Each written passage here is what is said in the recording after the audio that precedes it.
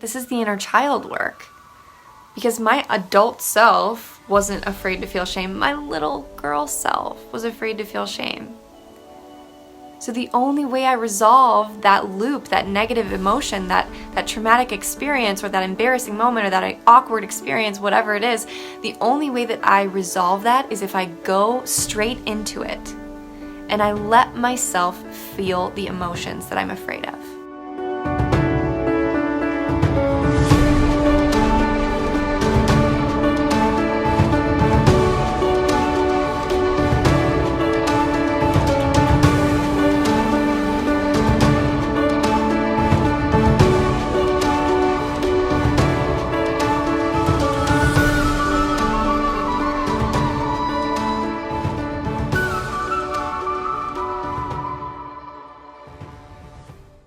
The way that we resolve this thing that we keep coming back to, however potent it may be, or however surface level it may be, right?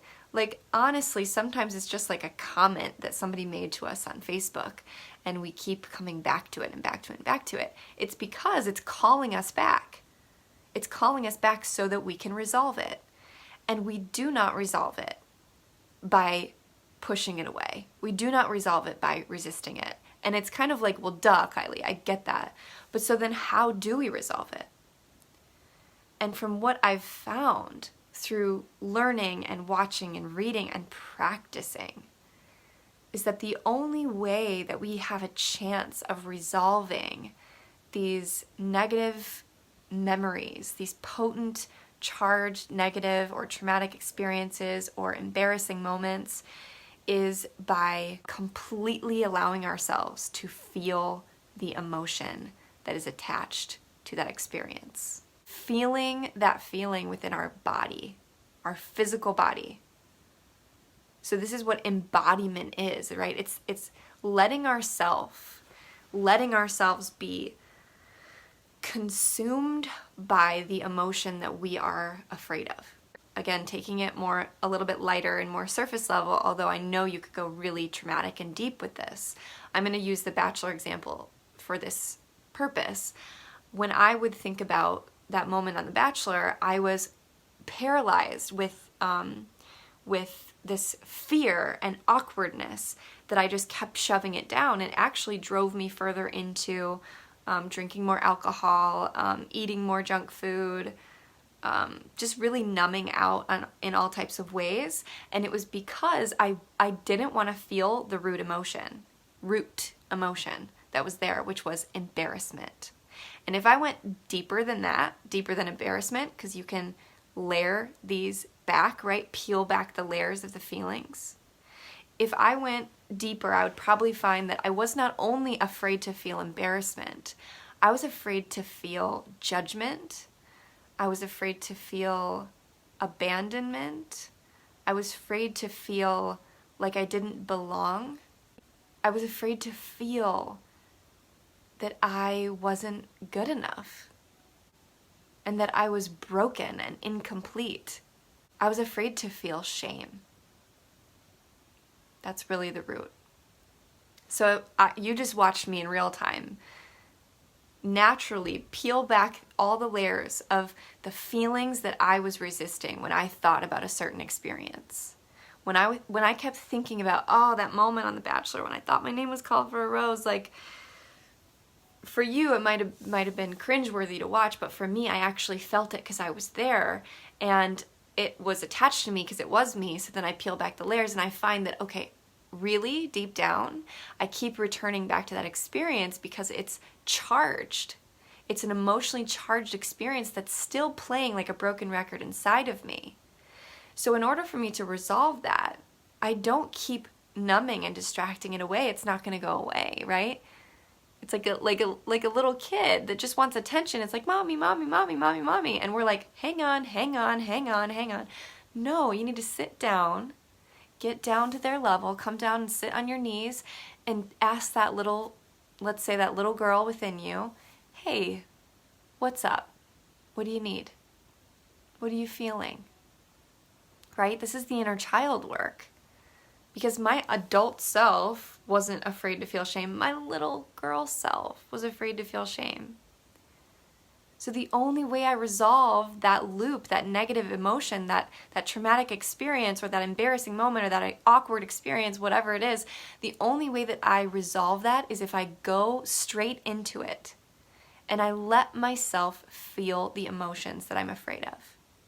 Now you can do this through journaling, through writing, right? You can take one experience, one specific experience, and journal out the layers of feelings that you don't want to feel around that experience, because you'll find that it does have layers. At first it might be sadness and grief, then maybe it will be abandonment, maybe it will be guilt, right? Maybe it will be anger. There's different layers of emotions to all of our experiences.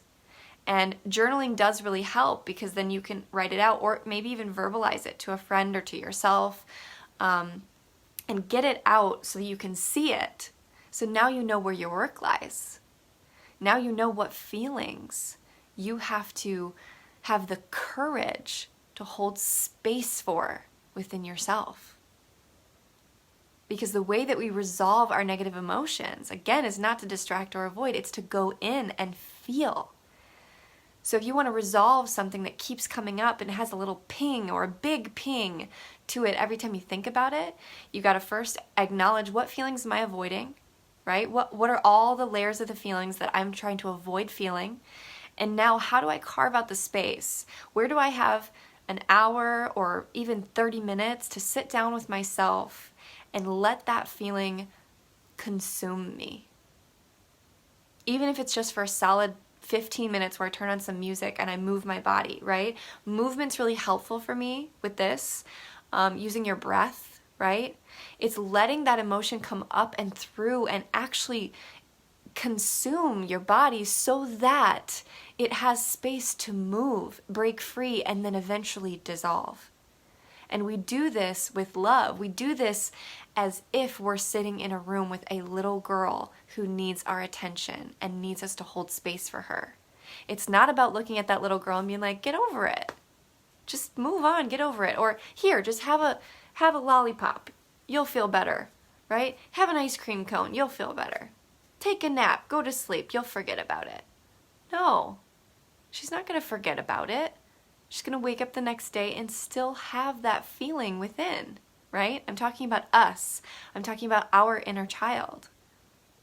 So in order to resolve these emotions, we have to first acknowledge, what are they? All the layers of what are they.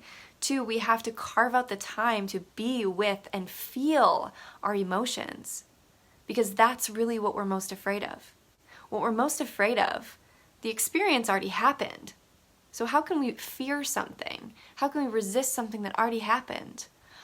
Oh, because we're actually resisting the feeling that we get when we relive that experience.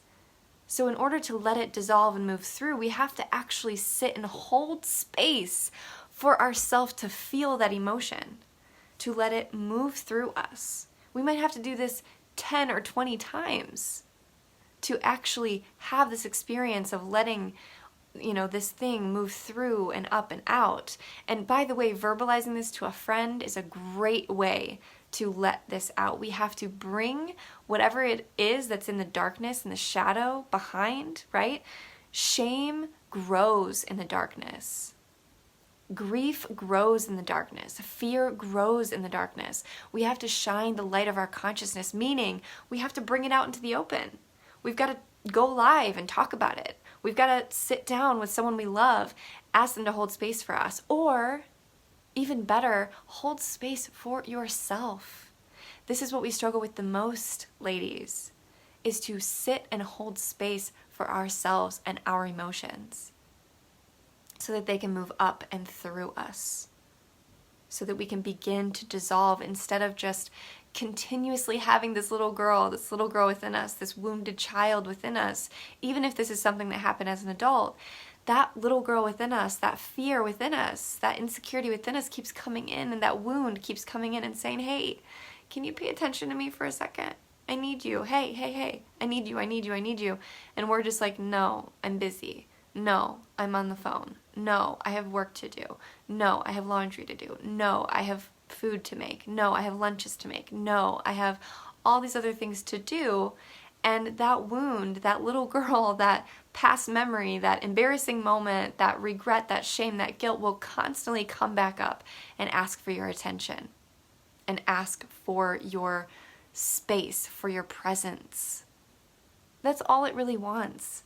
We don't have to make this more complicated than it is, right? We just need to have the courage to sit and be with ourselves and to feel our feelings. And we don't do that by avoiding, by resisting, by shaming, by numbing, by distracting. We do it by going in with courage and feeling our feelings. Let it consume you.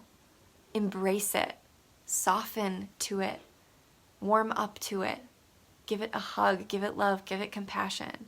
Because at its root, it is just a scared or wounded little girl that's afraid to feel guilt or shame or abandonment. And I know that might sound deep and heavy for the surface level stuff, but when you get declined for, some opportunity that you wanted, or you get broken up with, or your child says something to you that makes you feel unimportant or unloved, or your partner says something that makes you feel unimportant or unloved, or something happens to you that's even larger or bigger than that, underneath it all, it comes down to a root of fear of not being good enough, of not being good, a fear of shame, guilt, abandonment. So we can't soothe that by stuffing it down. We can't heal that by continuously avoiding. It will just keep returning. That's actually the beauty and the gift of life, is that it will just keep returning to be healed by you.